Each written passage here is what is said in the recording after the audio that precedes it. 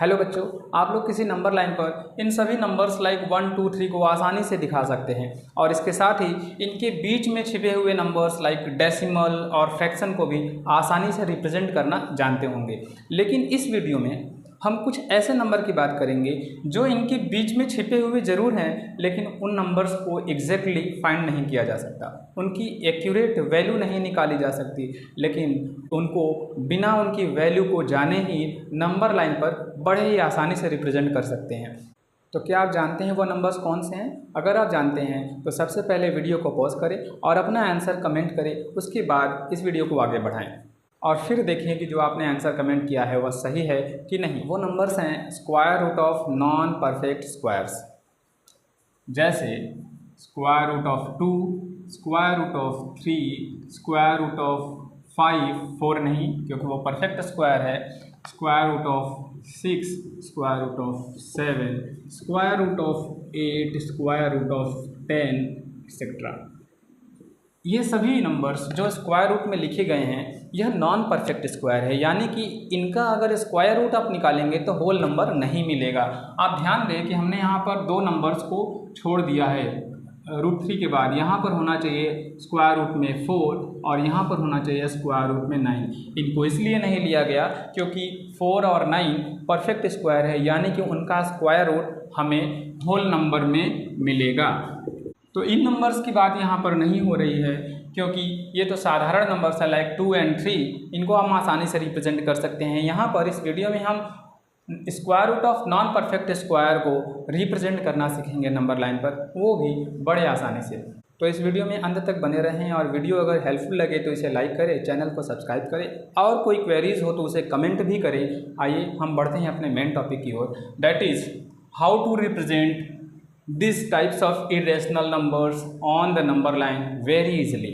लेकिन main topic start करने से पहले मैं आपको एक बेसिक इन्फॉर्मेशन बताना चाहूँगा जो इस वीडियो को आगे बढ़ाने से पहले ज़रूरी है, वह है पाइथागोरस थ्योरम। अगर आपको पाइथागोरस थ्योरम पता है तो हम इस वीडियो में आगे बढ़ सकते हैं, इसलिए आप शॉर्ट में जान लीजिए कि एक राइट ट्रायंगल, पाइथागोरस थ्योरम क्या होता है, एक राइट ट्रायंगल में जो राइट एंगल होता है यानी 90 डिग्री, उसके जस्ट सामने वाला साइड को हम हाइपोटेनस बोलते हैं। और पाइथागोरस थ्योरम के अकॉर्डिंग हमें एक रिलेशन मिलता है कि जो लॉन्गेस्ट साइड का स्क्वायर होता है वह बाकी के दोनों साइड के स्क्वायर के इक्वल होता है। तो यह रिलेशन हमें हेल्प करेगा to represent irrational numbers like √2, √3, √5 etcetera on number line. अब हम फाइनली अपने मेन टॉपिक की ओर आगे बढ़ने वाले हैं। यहाँ पर हम इन इरेशनल वैल्यूज़ को नंबर लाइन पर रिप्रेजेंट करने से पहले सबसे पहले हम उन वैल्यूज़ को लेंगे जिसमें स्क्वायर रूट के अंदर के नंबर्स को हम sum of square of 2 whole numbers के रूप में लिख सकें, जैसे कि 2, 5 और 10।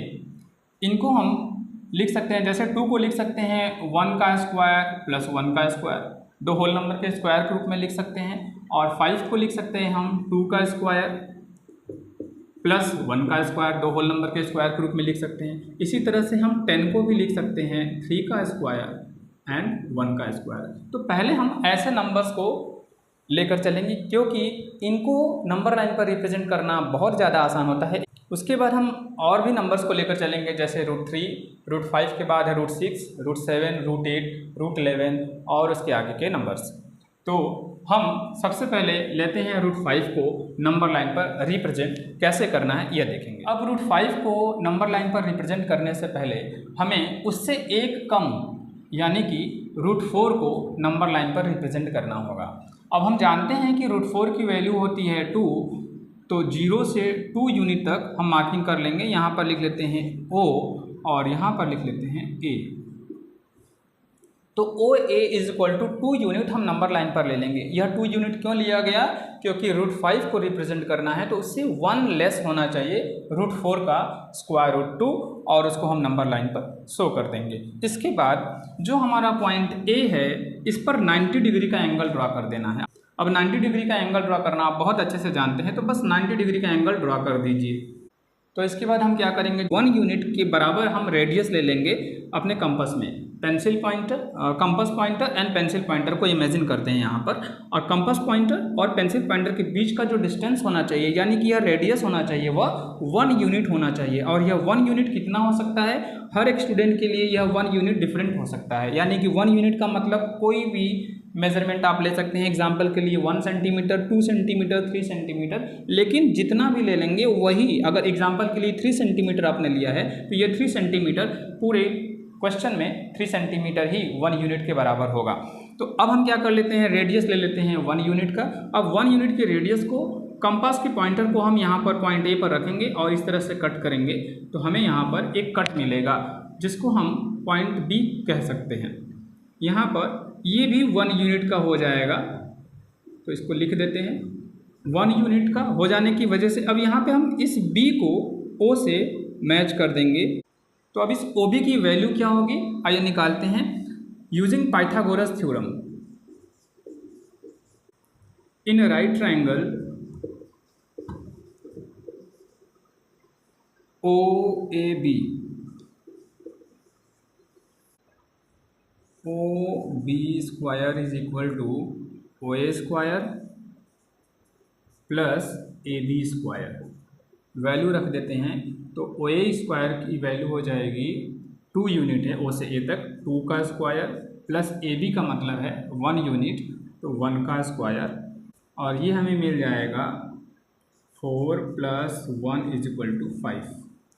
ये O B square is equal to हमें मिल गया 5। इसका मतलब है ये कि ओ बी इक्वल टू हम कह सकते हैं √ में 5 यूनिट। तो हमें क्या मिल गया, ओ बी की वैल्यू हो गई √ में 5 यूनिट, यानी √5। तो अब हम क्या करेंगे, अपने कंपास से ओ बी रेडियस के इक्वल आर्क ड्रॉ करेंगे, जो यहाँ से कुछ इस तरह से जाएगा और हमारे नंबर लाइन को जहाँ पर भी कट करेगा, ये ही पॉइंट उस वैल्यू को रिप्रेजेंट करेगा जिसकी हमें ज़रूरत थी। तो ये हो गया √5 का नंबर लाइन पर रिप्रेजेंटेशन। अब जिस तरह से आपने √5 का नंबर लाइन पर रिप्रेजेंटेशन देखा, उसी तरह से √2 को भी नंबर लाइन पर रिप्रेजेंट कर सकते हैं। √5 को नंबर लाइन पर रिप्रेजेंट करने से पहले हमने क्या किया था, √5 से पहले हमने √4 को नंबर लाइन पर रिप्रेजेंट किया था, जिसकी वैल्यू होती है 2। ठीक वैसे ही अगर हमें √2 को नंबर लाइन पर रिप्रेजेंट करना है तो हम √1 को रिप्रेजेंट करेंगे, जिसकी वैल्यू है 1। तो यह बहुत आसान होगा, इसलिए हम क्विकली इसे कंप्लीट कर लेते हैं। यह हमारा नंबर लाइन है, -1 0 1 2। तो ये हमारा पॉइंट हो जाएगा O, और यहाँ पर हो जाएगा A। अब A यहाँ पर लेने का मतलब क्या है, 0 से 1 यूनिट हमें लेना है यहाँ पर। क्यों? क्योंकि √1 की वैल्यू है 1। तो यहाँ पर हमें परपेंडिकुलर ड्रॉ करना है। परपेंडिकुलर ड्रॉ करने के बाद हमें 1 यूनिट के बराबर रेडियस का एक मार्क लगाना है यहाँ पर, इस तरह से। जैसे ही हम यहाँ पर मार्क लगाएंगे पॉइंट A से, यह भी 1 यूनिट हमें मिल जाएगा, और फिर O से इस पॉइंट को हम B मान लेंगे, और O से इस B को ज्वाइन कर देंगे स्केल से। उसके बाद हम क्या करेंगे, हम पाएंगे कि यहाँ पर जो वैल्यू होगी वह √2 होगी। यह आप पाइथागोरस थ्योरम से वेरीफाई कर सकते हैं।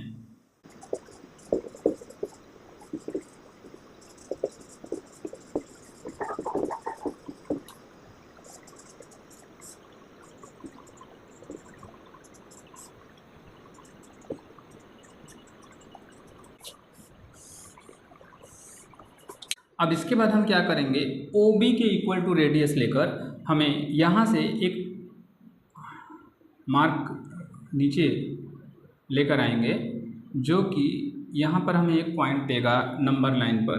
तो ये पॉइंट को हम कुछ मान लेंगे, दैट इज़ मान लेते हैं P। तो हम कह सकते हैं OP इज़ इक्वल टू, यहाँ पर लिख लेते हैं OP is equal to √2 unit is shown on the number line।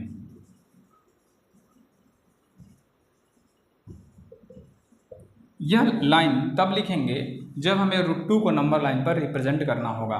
अब हम आगे के नंबर पर भी चल सकते हैं। पहले आप देख लेते हैं कि √10 को भी अगर आप नंबर लाइन पर रिप्रेजेंट करना चाहें तो इसी तरीके से रिप्रेजेंट कर सकते हैं, क्योंकि √10 से पहले √9 होगा और √9 का होल नंबर में वैल्यू मिल जाएगा 3, तो 3 यूनिट ड्रॉ करने के बाद हम परपेंडिकुलर ड्रॉ करके 1 यूनिट कट कर लेंगे, तो ये √10 हो जाएगा। लेकिन अब हमें उन नंबर्स की बात करना है जिनकी बात हम बाद में करने वाले थे, जैसे √3 और 5 के बाद कुछ नंबर्स हैं जैसे √6, √7, √8 और 10 के बाद नंबर है √11।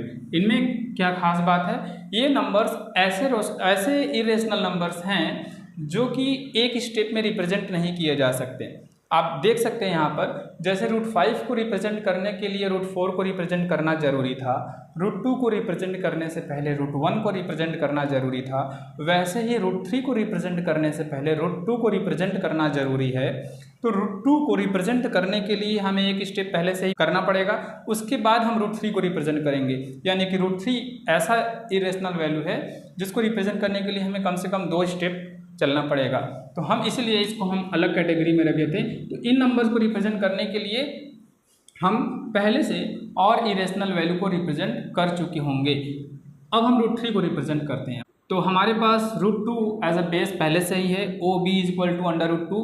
तो अब हम √3 को रिप्रेजेंट करने के लिए OB बेस का यूज़ करेंगे, यानी कि इस बेस पर परपेंडिकुलर ड्रॉ करेंगे और 1 यूनिट जो यहाँ पर मेजरमेंट लिया गया है 1 यूनिट का रेडियस लेकर पॉइंट B से एक आर्क लगाएंगे जो कि इस रे को कट करेगा और यहाँ पर हमें एक दूसरा पॉइंट देगा, वह पॉइंट C हो जाएगा और यह हो जाएगा 1 यूनिट। हम O से C को ज्वाइन कर देंगे स्केल से। जैसे ही हमने O से C को ज्वाइन किया तो अब ये OC की वैल्यू कितनी हो जाएगी, आइए फाइंड कर लेते हैं। वैसे तो प्रेडिक्ट किया जा सकता है, लेकिन हम फाइंड कर लेते हैं पाइथागोरस थ्योरम ठीक वैसे ही जैसे हमने यहाँ पर किया है। तो शॉर्ट में करेंगे, इन राइट ट्रायंगल OBC एक राइट ट्रायंगल होगा क्योंकि हमने परपेंडिकुलर ड्रॉ किया है। इस राइट ट्रायंगल में पाइथागोरस थ्योरम का यूज़ करेंगे तो OC की वैल्यू मिल जाएगी OB का स्क्वायर प्लस BC का स्क्वायर, OB का स्क्वायर प्लस BC का स्क्वायर स्क्वायर रूट में। अब OB की वैल्यू है हमारे पास √2 और BC की वैल्यू है 1 यूनिट।